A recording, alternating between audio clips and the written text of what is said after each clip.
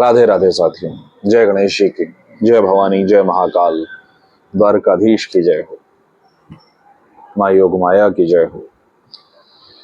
आज मन थोड़ा सा निराश है, थोड़ा सा दबा हुआ है, इसीलिए बहुत देर लग गई आज का वीडियो शुरू करने में।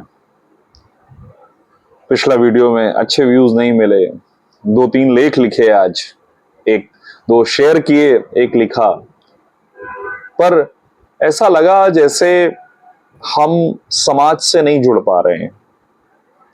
हम जिन विषयों की चर्चा कर रहे हैं वो शायद समाज से नहीं जुड़े हुए हैं। फिर हमारे किसी के सुपर सीनियर हैं डॉक्टर प्रयाग नारायण मिश्रा जी, वो नित्य भागवत सेवन करते हैं, उनकी याद आई। जब पिताजी नहीं थे, पिताजी थे, तब उनसे एक बार बड़ी लंबी चर्चा हुई। मैं आपको बताऊं कि 70 के दशक में उन्होंने आईआईटी पास किया, ईसीसी से ग्रेजुएशन किया, उसके बाद वो अमेरिका चले गए, वहीं रहते हैं, पर अभी वहां पे गौशाला चला रहे हैं, भागवत नृत्य सुनते हैं। उन्होंने हमारा वीडियो सुन के हमको फोन किया था, उन्होंने कहा था आशुतोष जी अच्छी भागवत कथा कह रहे हैं,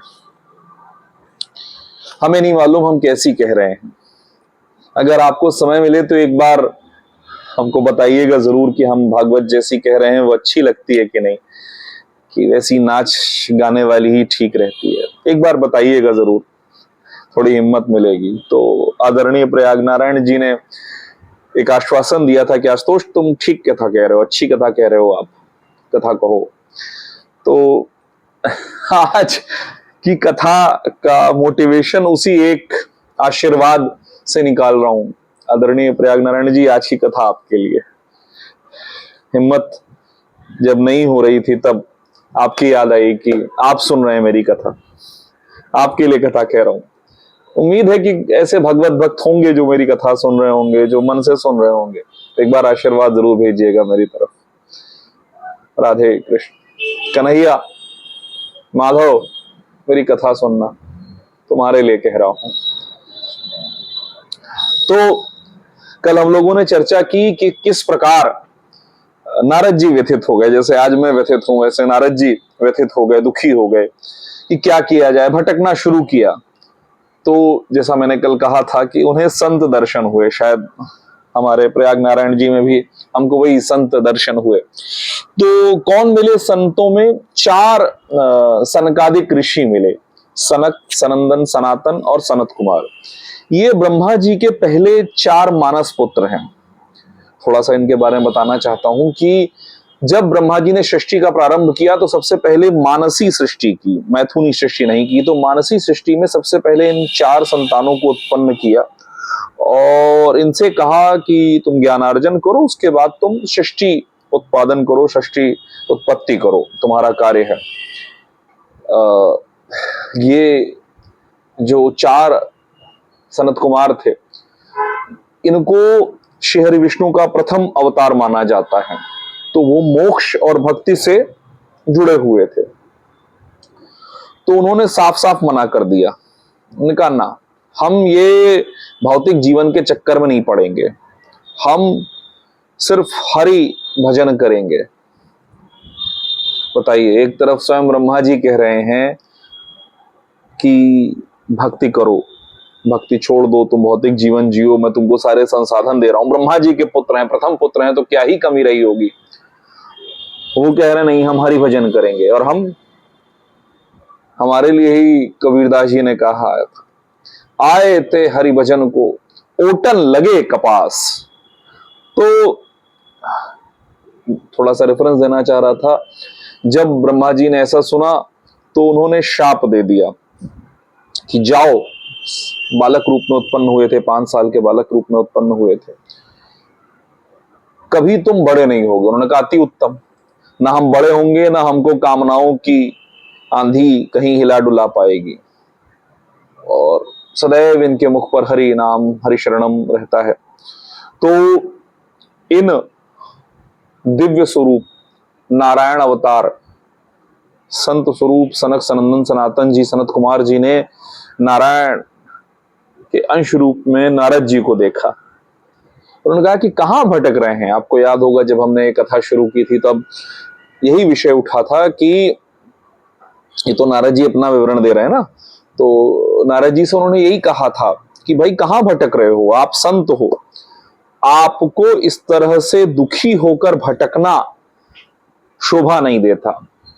तो जब नारद जी ने अपनी व्यथा कथा सुनाई उनको, तो उन्होंने कहा कि नारद जी, द्रव्य यज्ञास्तपो यज्ञा योग यज्ञास्तथा परे स्वाध्याया ज्ञान यज्ञाश्चते तु कर्म विसूचका।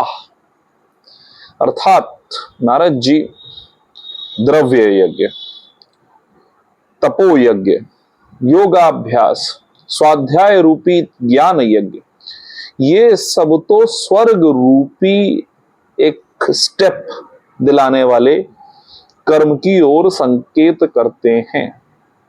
तो फिर नारद जी जिस सत्कर्म को ढूंढ रहे हैं वो क्या है? सत्कर्म सूचको नूनम ज्ञान यज्ञ स्मृतौ बुधै श्रीमद् भागवतालापः स तु गीतः शुकादिभिः। अर्थात पंडितों ने ज्ञान यज्ञ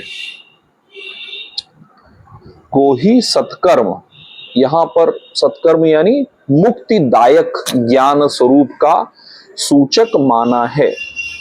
और वो श्रीमद् भागवत जिसका गायन शुकादि ऋषियों ने किया है। गायन शब्द उपयोग होता है, गायन।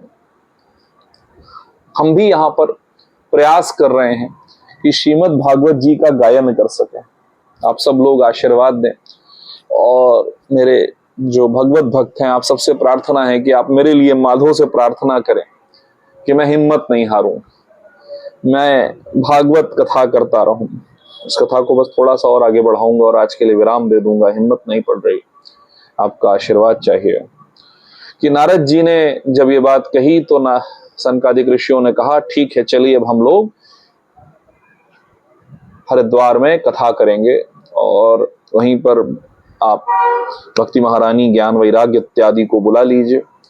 और जब कथा का आयोजन हुआ तो सब लोग आने लगे, और कथा में उल्लेख आता है कि भृगु ऋषि उन लोगों के पास गए जो अभिमान पूर्वक नहीं आ रहे थे। यहां पर उल्लेख आता है कि जब कथा का आयोजन हुआ तो विभिन्न ऋषि औरों को बुलाने गए। तो इसका कारण, इसका विचार क्या है, इसमें हमें कथा संदेश क्या दे रही है कि भागवत कथा अकेले नहीं सुननी है, अपने परिवारजनों को सुनानी है, अपने मित्रजनों को सुनानी है।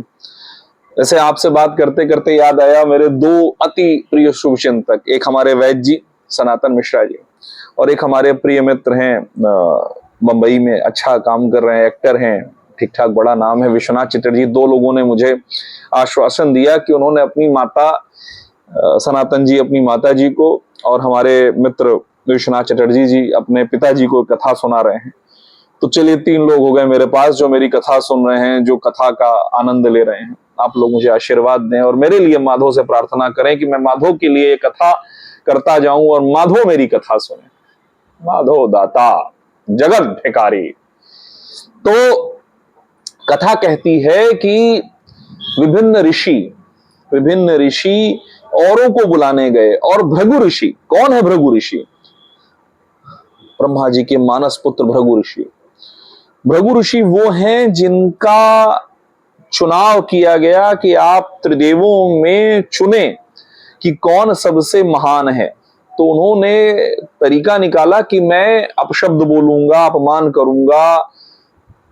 तो उन्होंने ब्रह्मा जी का अपमान किया, ब्रह्मा जी उनको मारने के लिए दौड़ा लिए। भोलेनाथ का अपमान किया तो भोलेनाथ लीला समझ गए, लेकिन उन्होंने कहा लीला को पूरा किया जाए, तो उन्होंने लीला के लिए उनको दौड़ा लिया। और जब वो श्री हरि विष्णु के पास पहुंचे, जब वो क्षीर सागर में सोए हुए थे, तो उन्होंने भृगु ऋषि ने उनके हृदय पर लात मारी। और जब लात मारी तो श्री हरि विष्णु कुपित नहीं हुए, वो बड़े प्रसन्न हुए। उन्होंने कहा कि प्रभु, लोग कहते हैं कई मेरे भक्त कहते हैं कि मेरा हृदय बड़ा कठोर है, पत्थर का है। माँ तुलसी, माँ वृंदा कहती हैं कि मैं हृदय मेरा पत्थर का, इसीलिए उन्होंने मुझे श्राप दे दिया कि तुम पत्थर के हो जाओ, कहीं आपके पैर में चोट ना लग जाए। ऐसा तो नहीं हुआ कि आपके पैर में चोट लग गई हो। तो ऐसे भृगु ऋषि क्या कर रहे हैं, लोगों को बुला रहे हैं कि आओ कथा सुनो और कथा के रस का पान करो। भागवत कथा के रस का प्रचार इतना महत्वपूर्ण, इतना सुंदर कार्य है। तो आप सबसे मेरी प्रार्थना है कि भागवत रस कथा खुद भी सुने, अपने परिवारजनों को सुनाएं और उचित समझें तो शेयर करें, सब्सक्राइब करें। राधे राधे, राधे कृष्ण, जय भवानी, जय महाकाल।